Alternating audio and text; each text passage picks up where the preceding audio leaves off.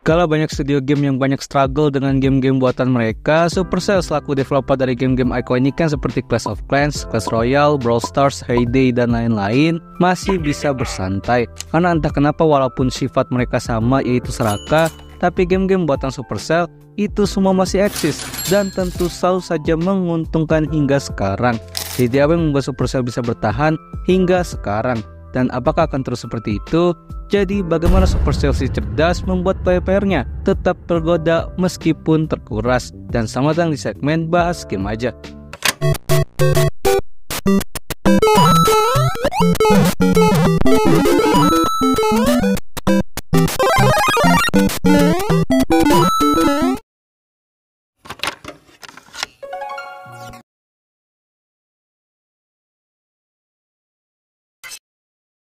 Mari buka buku histori dari awal, di mana dengan latar belakang negara yang sama seperti Rovio Entertainment, sang pembuat Angry Birds, yaitu negara Finlandia.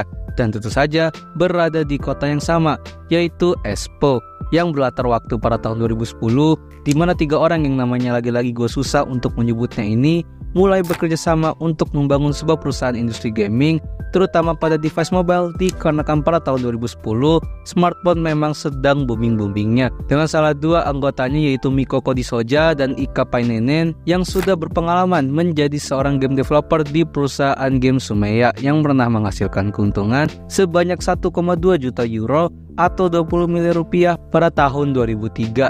Dan akhirnya mereka berdua keluar pada tahun 2010 dan akhirnya memutuskan untuk bekerja sama dengan rekan-rekan kerja yang sudah keluarnya yang lain ini untuk membangun bisnis di kota Espoo tadi dengan nama Supercell. Dan pada awal-awal dana yang nominalnya cukup gila datang dari para investor, dimana dengan total dana 750.000 euro atau 12 miliar rupiah, mereka akhirnya memulai proses pembuatan game pertama mereka yang merupakan game online multiplayer berjudul Gunshine yang bisa dimainkan lewat web browser Facebook dan tentu saja device mobile, tapi hanya untuk server lokal, belum global. Dan fun fact, pada saat itu juga perusahaan Supercell juga merupakan salah satu investor untuk perusahaan Rovio pada tahun itu.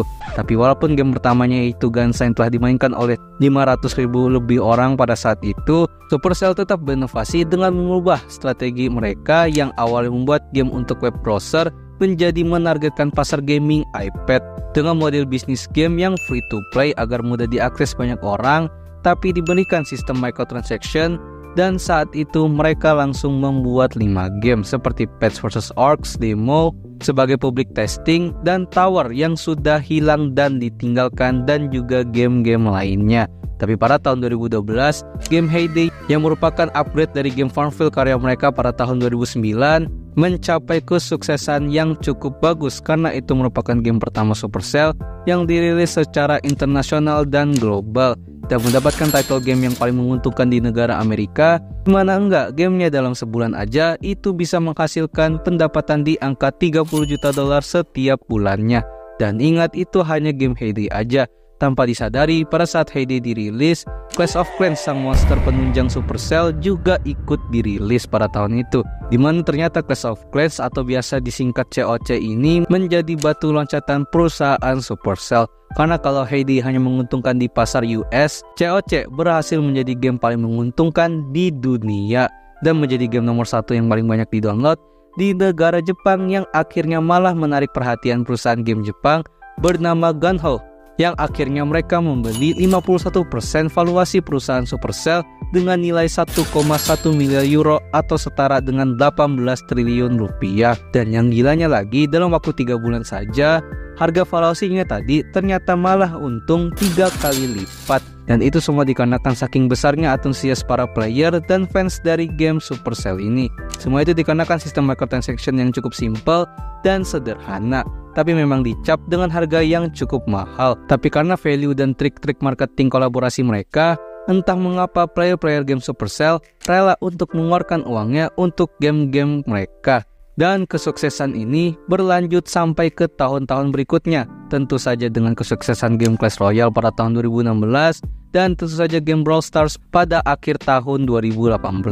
Dimana pada akhirnya setelah semua kesuksesan yang ada, Supercell akhirnya menarik perhatian sang raja industri gaming mobile di dunia, yaitu Tencent. yang akhirnya Tencent pada tahun 2016 mengakuisisi Supercell dengan harga yang makin gila lagi, yaitu 10,2 miliar dolar, yang emang udah gue capek nyebutin angka rupiahnya. Tapi dibalik kesuksesan game-game karya Supercell, gak jarang kalau ada yang namanya penurunan minat dan juga kekecewaan, dimana Supercell kerap kali dicap serakah karena betapa banyaknya sistem microtransaction yang ada. Tapi jika sudah mendapatkan image buruk seperti itu, bagaimana bisa gamenya malah tetap profit atau untung sampai sekarang?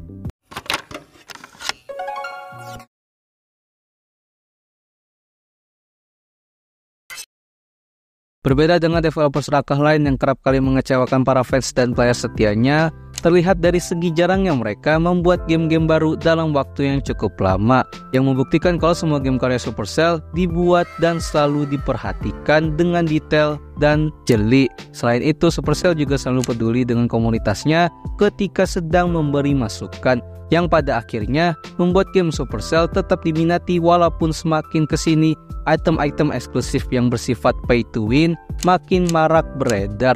Tapi di sisi lain, semua gamenya selalu saja diupdate dan didevelop dengan baik, ditambah dengan strategi marketing yang sangat-sangat memedulikan perasaan playernya, tidak asal-asalan dalam merilis item-item gaje, atau malah membuat game-game baru dan memaksa player-playernya mendownload dan top up di game tersebut. Lalu apa yang membuat game Supercell sangat mudah untuk mendapatkan profit? Sesimpel dengan menggunakan cara-cara licik dan mencerdas yang udah pernah gue bahas lengkap di video yang ini. Jadi cek aja. Dan ini menghasilkan kesimpulan kalau Supercell ini memang sangat manis. Saking manisnya tanpa sadar telah banyak meraup uang para fans dan playernya. Dan yang mengagetkannya lagi, para player dan fansnya tidak menyesal sama sekali. Jadi wajar aja kalau game-game seperti Clash of Clans, Clash Royale, bahkan Hay Day yang udah lama sekalipun, sampai sekarang masih ada dan masih memiliki player yang memiliki tag setia. Meskipun jumlahnya sudah berkurang dan tidak sebanyak dulu, tapi mulai dari komunitas dan pendapatan, itu semua masih utuh dan solid. Tidak malah hancur karena sikap serakahnya yang didukung dengan sikap tidak pedulinya. Jadi apakah model bisnis seperti ini cukup ampuh, di mana kita harus sangat care dan peduli terhadap produk meskipun marketingnya sangat greedy? Silahkan kasih pendapat kalian di kolom komen. Terima kasih telah menonton video ini. Gimana? Apa kalian masih main game-game karya Supercell ini? Atau malah kalian adalah orang-orang yang masih setia dan rela mengeluarkan duit untuk game karya anak perusahaan Tencent ini? Silahkan komen aja. Jadi inilah ketika sikap buruk diimbangi oleh sikap baik yang ujung-ujungnya malah bisa bertahan ketimbang bangkrut. Jadi kira-kira perusahaan game apa lagi yang memiliki studi kasus yang menarik agar bisa gue bahas di segmen ini tentunya? Bisa banget buat request di kolom komen. Jadi jangan lupa subscribe Dazzle. Dah. You are a summer and after all I'll keep